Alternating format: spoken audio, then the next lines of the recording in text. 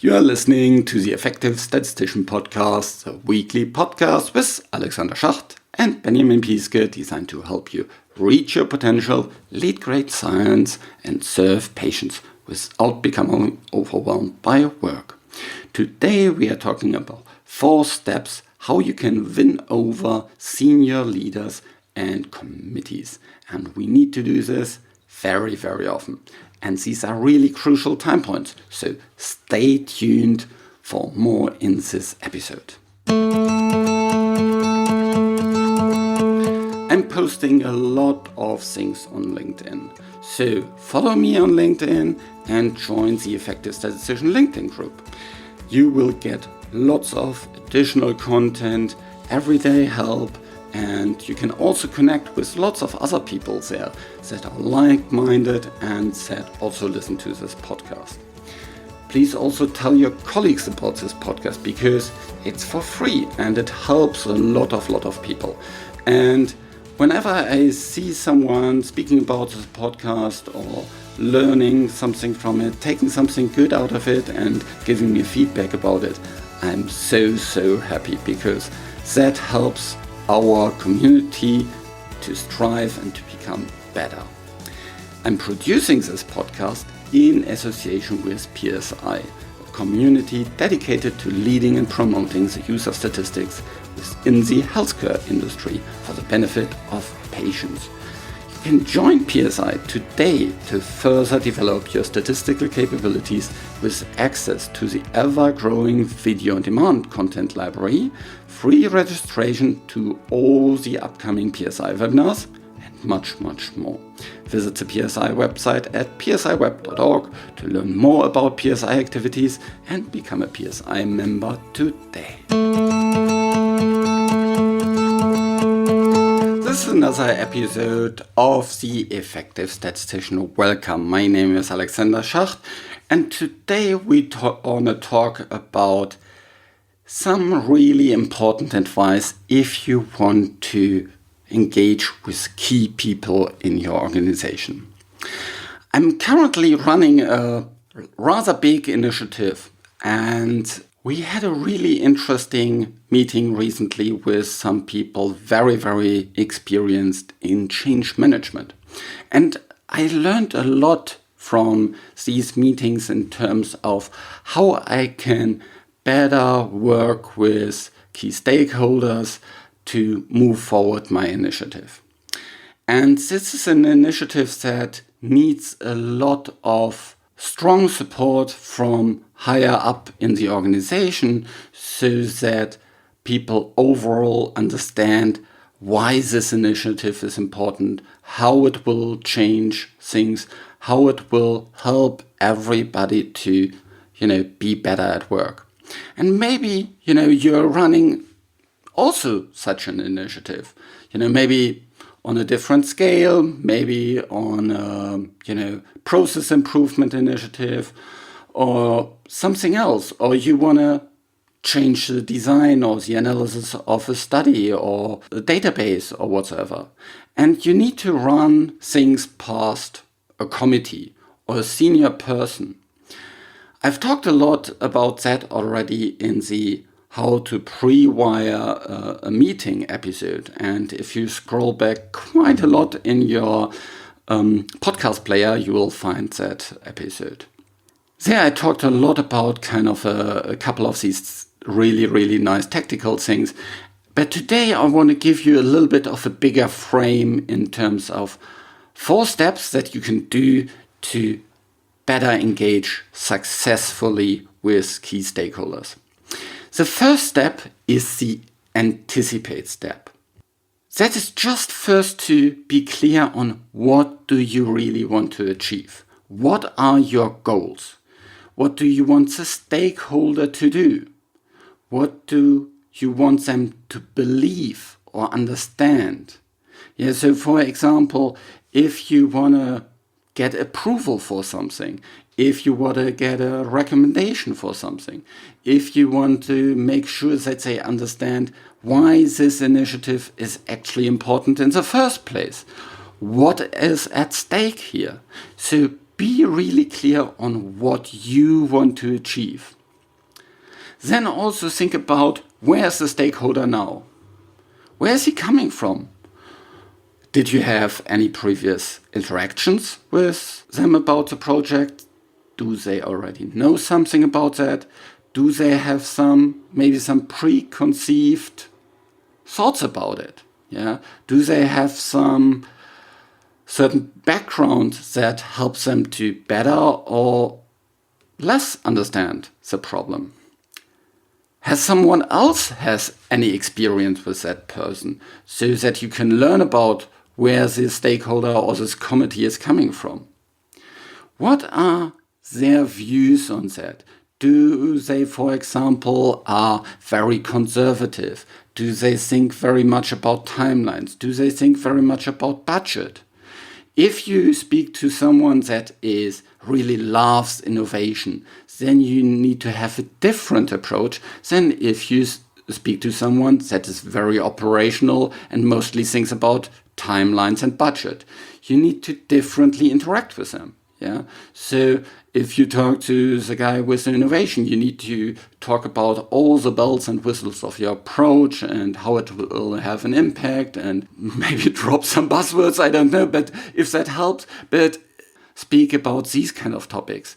Whereas if you talk to someone that is really concerned about budget and impact and timelines, then, be more shorter on the innovation side and be more clear on what it will help in terms of getting faster to the end goal, how it will help you to save time, how it will help you to save resources, money, other expenses. Yeah. So where is the stakeholder now and where is he coming from? Or where are these stakeholders now and where are they coming from? When you have that clear, then prepare the slides that you want to present and review these from the audience perspective. Don't just use generic slides for every audience. I see that quite a lot, that people have, a certain slide text that they then use over and over again. Usually far too crowded with lots of things in it, so people can't really listen to the presentation because they are reading the slides. If you have these kind of slides, then customize them to your specific audience. Don't just use some generic slides. Also, make sure that you have a very short Plan B version of your slides if you have less time than expected. Yeah, so very often you will present maybe as a last bullet point on the agenda, and all the other people have used so much time that you only have, instead of 15 minutes, 3 minutes left. Can you still get your message across? Do you have an elevator pitch that is really, really short and crisp? Usually it's good to have something like this, especially at the end, to kind of sum up things. So think about kind of what's your plan B. Do you have any expectation slide at the start? What are you asking for? If you go to a bigger meeting and you're just, one bullet point in a list of 10 bullet points that are on the agenda, people jump from one project to another, to another, to another. So make sure you frame at the beginning. This is about this compound, this business project, that this has this impact, and today we want to ask for further funding for next year, or we want to give you the results from the last analysis we have done, or whatsoever. Yeah, but make clear that what do you ask for? Is it funding? Is it just for information? Or do you want to have endorsement? What do you need there? So that people, the leaders, the committee directly knows what is now at stake. Because otherwise they may feel like, what's the point here? Do I need to think about the design? Or do I need to think about the money? And when you then, start talking about the results, but they think like, oh, we need to talk about the design. They make comments on the design when that is already completely done. So be sure that you frame that correctly at the beginning. And think about, from their point of view, they have already, lots of things that they talked about. And so help them to focus on the important things. Potentially, you want to create a pre-read. And a pre-read should be really short. The more senior the people are, the shorter the pre-read. So don't just dump everything in there. Nobody reads all that. Make it really crisp and only what people need to know about. Maybe you can then add, if you're further interested, you can also read these kind of things. And if they have time and if they're passionate about it, maybe they read it, but mostly make the pre-read as short as possible. Then set the expectations for the meeting. Show the goals, have all the logistics in there, create a common objective depending on what the interest of the stakeholders is. Do we want to ensure data integrity here? Do we want to ensure that we meet the timelines? Why should they care? What can happen if they don't care? What is a change that you're asking for? And you can sell a change in two different ways. You can sell it basically in terms of what can be achieved or what can be lost, and the opportunities that may go away. And our mental bias is actually in that way that we very often more act on losses than we act on achieving something. So there's this, I don't know what the term for that is, but there's a bias that we are more triggered in that regard. So think about both ends, what can be achieved and what can be lost. And there, tell a story. I started this episode also by telling a story about my project. Tell a story, have a narrative. Sounds a little bit like we are coming from here and now this is at stake, this is a problem. We can go A or B. If we go B, then we lose these kind of things. We don't win these kind of things. If we go with A, then we have this bright future. There's surely these kind of downsides, but we recommend, therefore, going that way. And so that could be, for example, a narrative on a certain story, if you want to change things. The third thing is avoid too long monologues in your presentations. And try to, engage with the people. Perfect is, of course, if it's a room setup and you can listen to the people, you can see the people, and, you can make short breaks for clarifications and things like that. Be crisp and clean and clear. Don't over-clutter things. So it's really important to be short here and to the point. There's kind of a tendency that the more higher up people are, the less time they have, and so they don't want to very often listen about all the details. You can have that in the backup slides, but really get to the point very fast. Try to remove all distractions for the participants. If it's a virtual meeting, turn on the video, and make sure that maybe the others have the video on as well, Get the participants to do something is also something nice. Get them to vote, get them to give feedback, ask questions, and remind about your key points, especially at the end, when you summarize things. There's a lot of episodes where I use that techniques at the end, thanks to Pepper for that feedback at one point earlier in the podcast.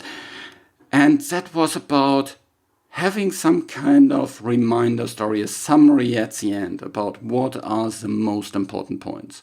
I have that now in many, many presentations where there's basically the last slide is what is at stake, what is the problem, what are the recommendations, what is the asks that we have.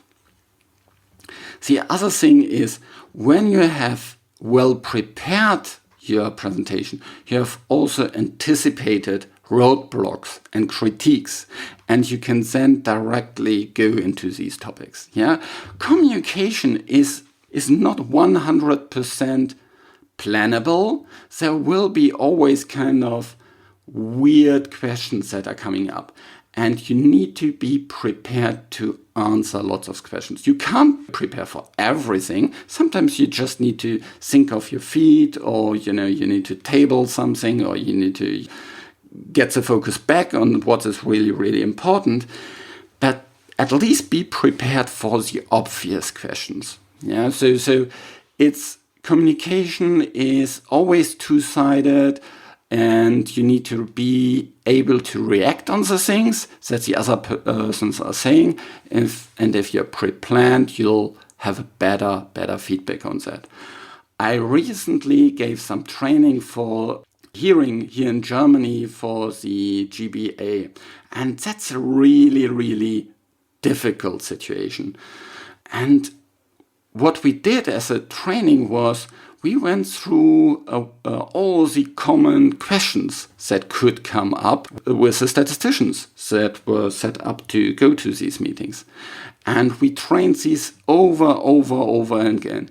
And, just the first question, then a follow-up question, then another follow-up question. And depending on how good the statisticians answered, I, as a trainer, was kind of then going into what they were saying, maybe in a vague way or not in a perfect way, and was there following up there. And maybe you can even prepare for these kind of things. So think about what are the possible next moves from the other committee members.